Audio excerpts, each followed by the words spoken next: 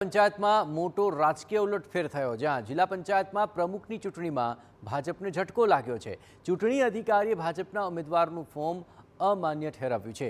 અનુસૂચિત જનજાતિનું સર્ટિફિકેટ મુદ્દે ફોર્મ અમાન્ય રહ્યું, જ્યાં કોંગ્રેસના ગૌરી તડવી હવે બનશે જિલ્લા પંચાયતના પ્રમુખ। ભાજપના ઉમેદવાર મયુરીબેન પટેલ મૂળ ગુજરાતના વતની ન હોવાથી તેનું અનુસૂચિત જનજાતિ એટલે કે એસટીનું સર્ટિફિકેટ ગુજરાત રાજ્યમાં માન્ય નહીં ગણાય।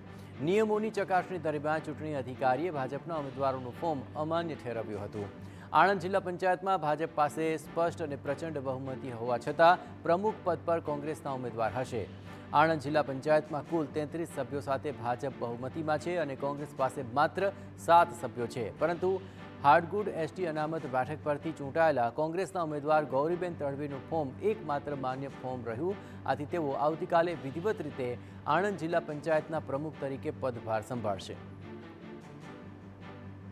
કે ભાજપના જે ઉમેદવાર છે એમની પાસે ખોટા પુરાવા છે, ગુજરાતના વતની નથી, જન્મ એમનો મહારાષ્ટ્રમાં થયો છે, એમને કોઈ પણ સંજોગોમાં આદિવાસીનું સર્ટિફિકેટ મળી શકે નહીં।